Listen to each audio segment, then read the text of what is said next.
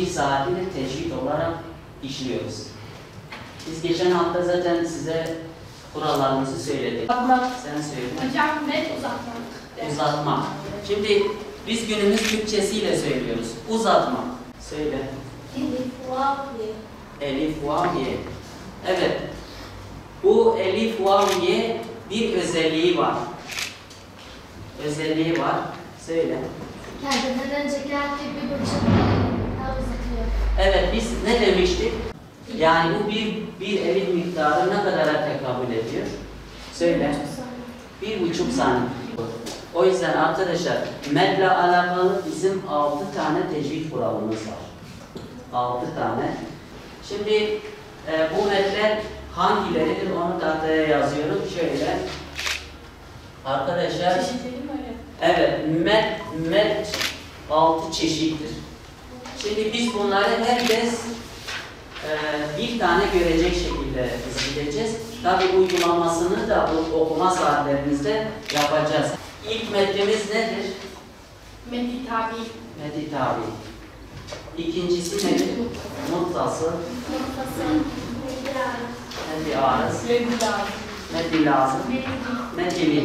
Bizim 6 tane çeşit meddimiz var. Meddi tabiyi önce tarifini, anlamını yapacağız. Sonra ne yapacağız? Nasıl oluştuğunu göstereceğiz. Sonra da birkaç örnek vereceğiz. Tabii örnekleri siz vermeye çalışacaksınız. Tanımını öğrendikten sonra örneği artık siz düşünün. Eşit ağırlık bölümünden 11. sınıftayım. İlerideki hedefim hukuk okumak. 9 Eylül Üniversitesi İzmir'de hukuk okumak istiyorum.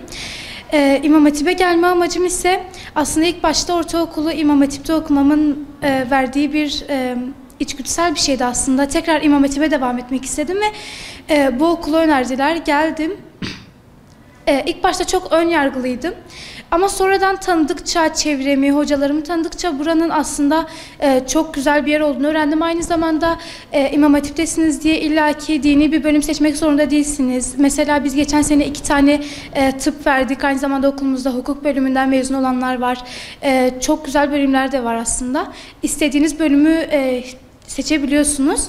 Ben hukuk istiyorum ve mesela bize seminere geliyorlar. Geçen senelerden mezun olan arkadaşlarımız, ablalarımız geliyor. Bize seminer veriyorlar. İşte nasıl hedeflerimizi koyacağımızı öğretiyorlar.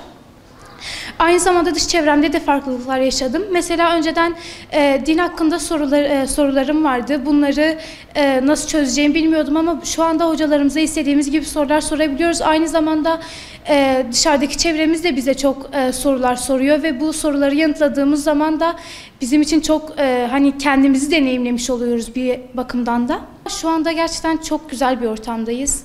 Kesinlikle tavsiye ediyorum. Eşit ağırlık bölümünden 11. sınıflardan bir öğrenciyim. Benim hedefim eşit ağırlık bölümünden hukuk okumak, avukat olmak istiyorum. Bu avukatta okuduğum için çok hevesliyim. Herkes diyor ki İmam Hatip'te avukat olamazsın ya da ne bileyim herkes din kültürü öğretmenliği olur ya da ilahiyat öğretmenliği olur, imame olursun gibi şeyler. Ama bu İmam Hatip'in bu özelliği de var. İmam Hatip sadece ilahiyat okumakla, imam olmakla, imame olmakla ya ne bileyim müezzin olmakla bitmiyor. İmam Hatip'te bir sürü alanlar var. İsterseniz avukat olabilirsiniz, doktorluk, tıp bölümünde her şey gelişmiş burada. Tamam okulumuz yeni olduğu için bazı aksaklıklar falan oluyor ama yine de bu imkanlarımızı sağlıyorlar. Herkes dış çevre bakımından da herkes İmam Hatip'e çok kötülüyor olabilir. Yani ne bileyim insanlar diyorlar işte İmam Hatip güzel değil. Yok illa Arapça ezberlemek zorundasın. Yok Kur'an-ı Kerim okumak zorundasın. Zaten kendi hayatımızda, kendi çevremizde de Kur'an-ı Kerim normalde de okuyoruz. Normalde namaz kılıyoruz. Normalde de her şey yaptığımız günlük rutinler. Ben bu şey karşılığında yani nasıl desem insanların bu çevre karşı bakımından çok güzel görmüyorum. Tabii herkesin düşüncesi farklı olabilir ama yine de bu düşünceleri hiç düşünmemek lazım. Eşit ağırlık bölümündeyim. Psikolog olmak istiyorum. Buraya gelmeden önce istemiyordum. Çünkü işte etraftan zor diyorlardı. Ezberin iyi değilse oraya gitme falan diyorlardı. Ama buraya gelince düşüncelerim değişti. Buranın o kadar zor olmadığını, diğer düz liselerden farklı olmadığını, sadece ekstradan dini dersler gördüğünü gördüm. Aslında buraya gelmek bir avantaj. Çünkü hem bu dünyadaki sınava hem de öbür dünyadaki sınava çalışıyoruz. Buradaki dersler o kadar da zor değil. Buraya gelmelerini isterim. Hocalarımız çok ilgileniyor bizimle. Ders konuları olsun çok iyi ilgileniyorlar bizimle. Buraya geldiklerinde düşünceleri çok değişiyor. Mesela ben de önceden istemiyordum. Ailem istedi diye geliyordum ama şimdi kendi isteğimle evden çok mutlu bir şekilde çıkıyorum. Çünkü hem mesela dışarıdan biri bana bir şey sorduğunda cevap verebiliyorum. Hem namazlarımız konusunda olsun, dini derslerimiz konusunda olsun daha çok bilgi alıyoruz. O yüzden bilgilerimiz de daha fazla oluyor. Dışarıdaki insanlara da işte tavsiye verebiliyoruz. Buraya gelmelerini o yüzden isterim. Şimdi günümüzdeki insanlar gerçekten toplum çok bozuk daha doğrusu. Toplum bozuk olduğu için İmam Hatip her zaman Müslüman insanların gerçekten din olarak, terbiye olarak ve eğitim olarak bence tüm okullardan daha öncedir. Ben o kanaatteyim. Onun için gönderdim ve bundan önceki kızımı da gönderdim. Bilseydim hafızlığa onu da kaydederdim ama daha sonra bu oldu. Onun için bunu tercih ettik ve çok da memnunuz İmam Hatip'ten. Dediğim gibi hem dini eğitim hem okul eğitimi de ikisi de mükemmel bence. Şimdi dediğim gibi az önce de söyledim, toplum bozuk olduğu için şu anda İmam Hatipler bence en güzel eğitim veren ve hem dini olarak hem öğrencilik olarak bence iyi. Müslüman insanların muhakkak ki eğer kızla erkek yan yana olursa, karışık olursa muhakkak ki toplum yani zamanla arkadaş seviye olarak bazı insanlar bulur ama ayrı olduğu zaman muhakkak ki bunun da avantajları çoktur. Eğitim olarak hem dini olarak o kanaatteyim.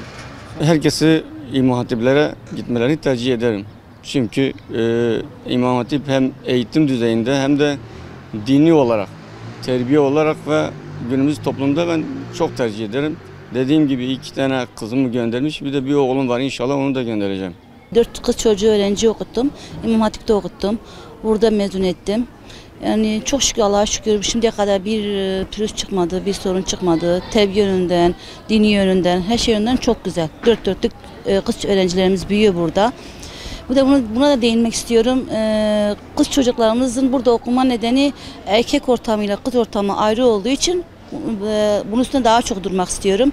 Kızların ayrı okuması ve erkeklerin ayrı okuması daha güzel bir şey. Dini yönünden de gerekirse hem dini hem Kur'an'ımızı öğreniyoruz, hem dinimizi öğreniyoruz, hem çevreye hem topluma güzel bir örnek göstermesi için istiyoruz o kız çocukların okula gelmesi için hocam. Bütün annelere sesleniyorum. Genellikle annelere söyleyeceğim. Kız çocuklarınız varsa İmam Hatip'e getirmenizi canı gönülden isterim yani. Hem terbiye yönünden, hem dini yönünden, hem hocalar yönünden istiyorum yani gelsinler yani. 3 tane kızımı öğretiyorum. 3 kızım da İmam Hatip'ten mezun oldu. İlk 2 sene burada okudular. Diğer 3 senesinde Maraş, Elbistan'da mezun oldular efendim.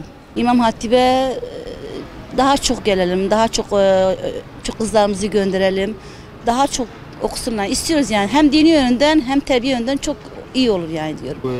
Zarokü şemne İmam Hatip'e bu İmam Hatip'e tavsiye ol veliye he. Hala tavsiye ya jbun din konusu o da o bilgi konusu o. Hani elbette daha imkanı var elbette hem de disiplina ve avkaver tefka çıkma yemek çıkma maluma daha uygun bilinani. Metercihavi ما قلت هذا أو كم شبوني الدنيا خوا وقول أخوت تفكر شكل مجبوني ما ترجيهاي ما ikinci tercihi avlamani. Ki beni vedani ne poşmane zaro ki daha güvence altında daha avka ve disiplina ve temizliğe vedani daha uygun bilmem taze bilmem.